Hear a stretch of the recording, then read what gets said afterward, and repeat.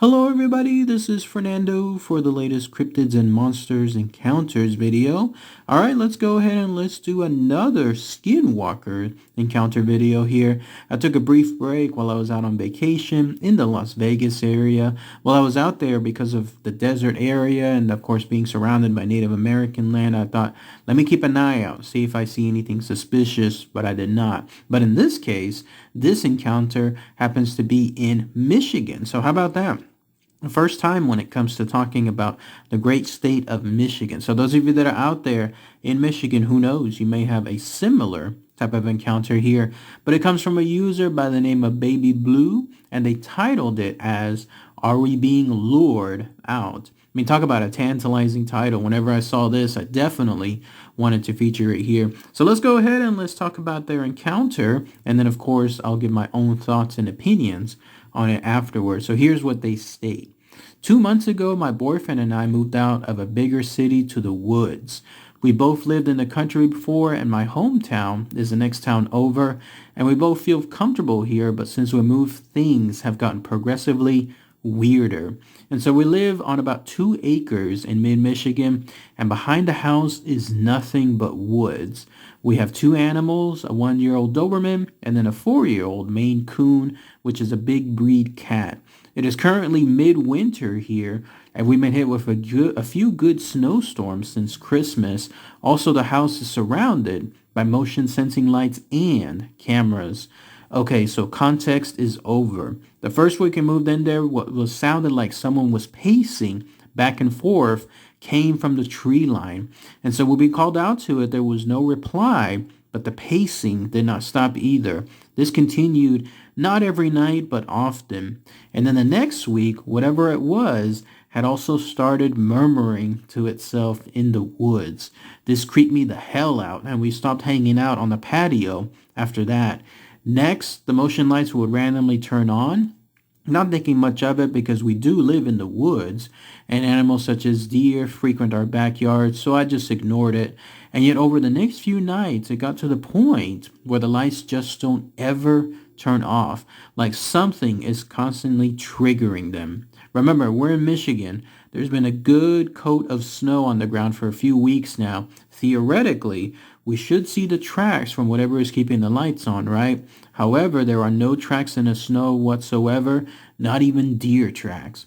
And so since our animals have also started to act strange, the Doberman sits at the back door and barks. Not just any bark, but the kind that makes you feel like he's about to tear someone's head off. I've literally never heard him this amped up before, and we've had him since 8 weeks old. And yet when you open the door to let him out, he becomes timid. He won't wander too off into the back, and he'll never go to that tree line. Sometimes he won't even go outside at all. It's like all he wants to do is sit there and make his presence known. Now the Maine Coon is just as interested in the backyard, constantly staring off into the distance. If he's finally broken his gaze, then he's following me around meowing at me as if he's trying to tell me something. But tonight was the scariest blank I've ever experienced. Our back slider is in the living room, and just outside is our patio. And so we were sitting on the couch, winding down for the night. Both animals and my boyfriend are all asleep in the living room with me, but I'm up watching TikTok. Then I hear what sounded like our dog outside whimpering in distress, like he's cold or hurt. However, I am looking at our dog, and he is no more than 5 feet from me, knocked out on the couch. I try to ignore this, but it continues until I wake up my boyfriend. It then, of course, immediately stops, and I let it go thinking I'm just hearing things. And so he falls back asleep, and I settle back under the blanket with him. Then I hear what sounds like our cat outside whimpering, but our cat is on my lap purring. This is when I get up and make my boyfriend go check it out. And so he walks over the perimeter of the house, and I peek my head out the slider to watch. We both hear branches snapping in the woods, but no tracks where I heard the animals whining. Our motion sensors have been on for straight hours, 6 straight hours now, and the noises have lessened, but they still continued. And our cameras haven't picked up anything, and there are still no tracks in the snow. I'm so confused and have no clue what to do. Any feedback or suggestions would be appreciated. Thank you. And that's it. That's everything they have to state on their encounter from Baby Blue with regards to their possible Skinwalker experience. So let's go ahead and let's talk about that here. First off, again, this is in Michigan. Unlike anything as far as like it's almost like the complete opposite when it comes to all my other stories, everything else involving Navajo land, because unlike those that involved like the desert and sand that could have tracks as well, this is pure snow. Obviously, Michigan gets very cold up there. Not only that, but cold for a long period of the year. And so there should be tracks. She's right. She's absolutely right. If something is out there pacing or murmuring and then making branches snap and so on, there should be tracks that go well at least into the next day, unless of course there's a large blizzard or something else to immediately cover those tracks. That freaked me out too when I was reading that information. The way that this thing knew that they were watching that area, knew that they suspected something was out there, but knew that they couldn't see it. But it was definitely watching them. Not only that, but it was murmuring to itself. Talk about being creeped out. Yes, that is absolutely just so unsettling. Something is out there and it's talking to itself or talking to them or maybe talking to another entity, who knows, but it's doing so in a very bizarre way, something that you can't quite understand, but you know it's some kind of intelligent conversation. That would definitely creep me out as well. Not only that, but that pacing, the constant back and forth. To give you context, when I've been on several ghost hunts, I have heard ghosts walk in other rooms. It's always in other rooms. These ghosts are intelligent. They'll never do it right in front of us, but you can definitely hear it happening elsewhere.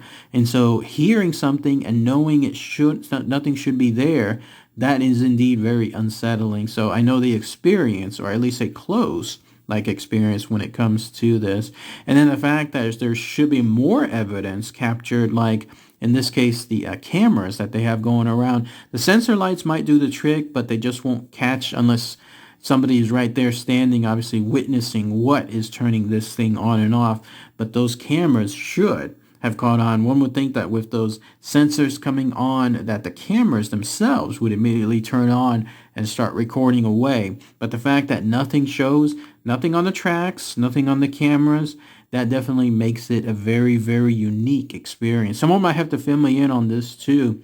Is Michigan part of Navajo land or some other type of Native American land? If so, then please let me know. Also, the other item that was a little unsettling was the way the animals were acting. The Doberman was obviously just freaking out. There it is, barking in a very menacing manner, obviously realizing that something is out there and can't really do much, but it wants to protect the humans that it has, and so it's just constantly watching it.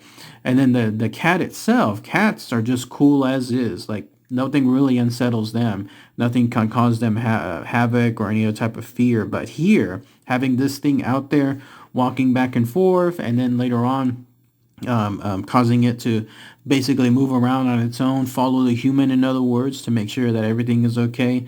That is another indication how much of these animals can sense things. And then the last thing is finally this, the most scariest encounter that she claims she had when it came to this thing mimicking their two beloved animals hurt or injured or dying. I mean, talk about a sick, morbid sense, because here you have this thing taking the two things that they love most there in the household, the fact that they have this dog that they've had for a long time, the cat as well, and then it's mimicking them having pain and suffering just for the experience of making sure that that user, that woman, is able to hear it. I mean, that's just going on the sadistic side on there. But it's hard to say like what they're gonna do or be able to do while they're out there in order to negate it or try to make it go away. Obviously, they've tried looking at it. They tried seeing what could cause those particular noises, but to no avail. Short of trying to force something to happen, like in terms of maybe stopping it with other type of rituals or something else, who knows? But that's the kind of stuff that, again, just leaves it out there in the air as far as what their next step could be. It's too bad they didn't mention like what town it was. because those of you that live in Michigan could again give a better context as to that area, especially as I was asking earlier, like whether it's part of Navajo land and so on. But that's pretty much it. That's everything that's associated with this encounter. But if anybody has more local information on the Michigan side, skinwalkers, other type of Native American land, then please let me know. All right, everybody. Thanks again as always. Take care.